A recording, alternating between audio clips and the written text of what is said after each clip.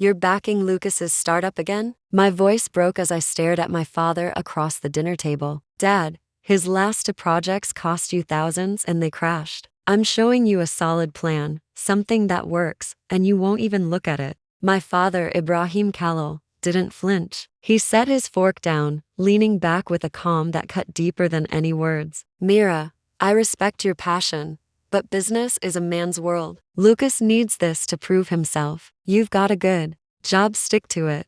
The dismissal hit like a punch. My brother Lucas barely glanced up from his phone, unfazed by Dad's words. Why would he care? He'd heard this before, always aimed at me. My name's Mira Khalil. I'm 30, and I've dreamed of building my own company since I was a kid. That night, my father's rejection didn't just sting, it lit a fire. This is a story of betrayal, grit, and carving your own path when the world says you can't. Stay with me, because if you've ever been told your dreams don't matter, you'll feel every beat of this, and the ending will show you what it means to rise. Growing up, I idolized my father. He turned a single delivery van into Khalil Transport, a logistics giant that put food on our table and pride in our name. I watched him work late nights, tough calls, relentless drive, and I wanted to be like him, creating something from nothing. By high school, I was sketching business ideas, reading entrepreneur blogs, and dreaming of my own empire. But Dad saw a different future for me. You're smart, Mira,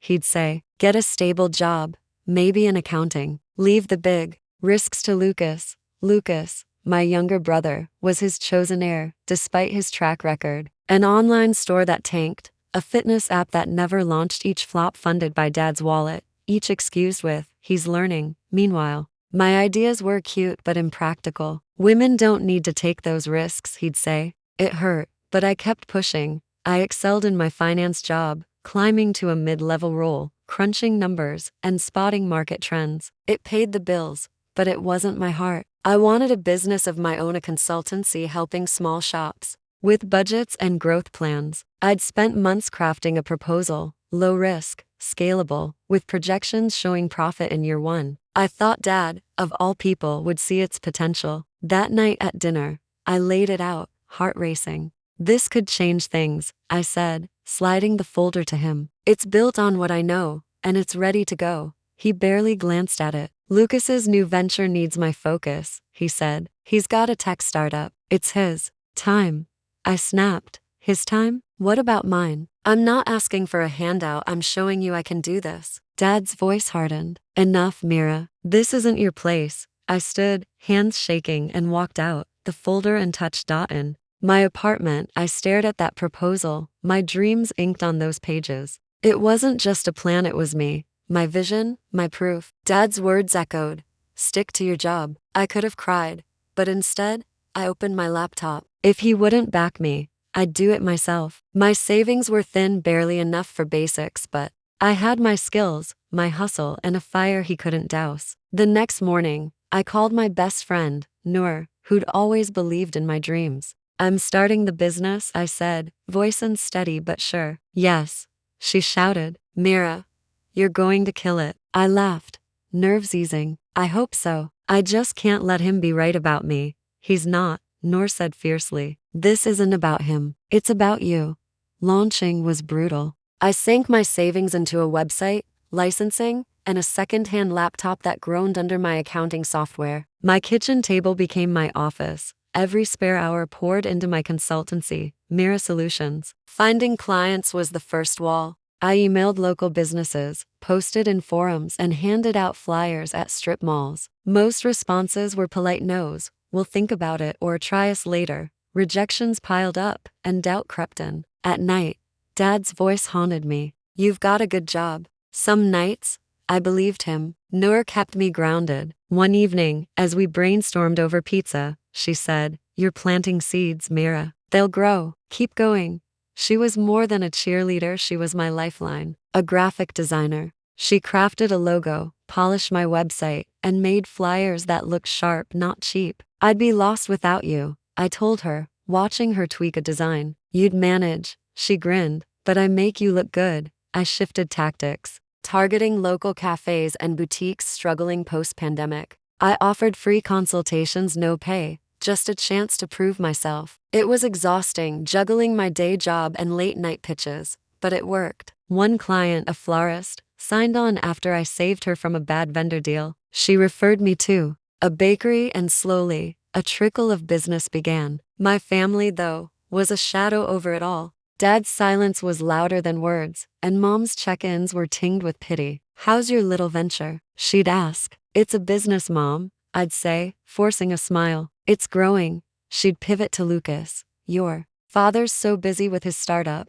Lucas's tech venture, flush with Dad's cash, was already wobbling. Industry friends whispered about his missed deadlines and investor grumbles, but Dad kept writing checks. "He needs time," Mom would say. It burned, but I stayed focused. One day, I bumped into Lucas at a cafe. He looked frazzled, hunched over his laptop. "Hey," I said cautiously, "how's the startup?" He flinched. "It's complicated. Lots of moving parts." I nodded, not pushing. Walking away, I felt a twinge of pity. He was drowning, and Dad's blind faith wasn't helping. Back home, I doubled down. I tracked every metric: client wins, expenses, outreach, tweaking what didn't work. Each milestone felt huge. My first referral, the month I covered my rent. Noor and I celebrated my first big break, a contract with a chain of coffee shops for budgeting and payroll. "This is it," she said, toasting with soda. "Your takeoff. It's a start."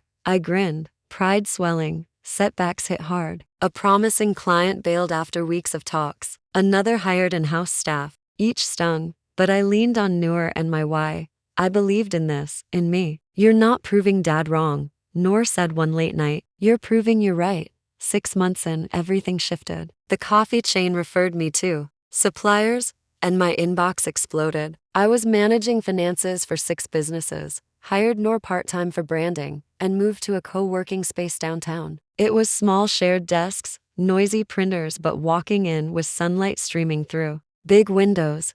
I felt it. I built this. Every day, I'd think, this is mine. Lucas's startup, meanwhile, was crumbling. Whispers turned to headlines. Investors pulled out, staff quit, chaos reigned. Mom's calls grew frantic. "He's so stressed," she'd say. "Your father's trying to fix it." I nodded, unsurprised. Then came the call that changed everything. "Mira, can you come to dinner?" Mom asked, voice tight. "Dad wants to talk." I hesitated, expecting a plea to bail Lucas out, but curiosity and a need to show my strength won. I went.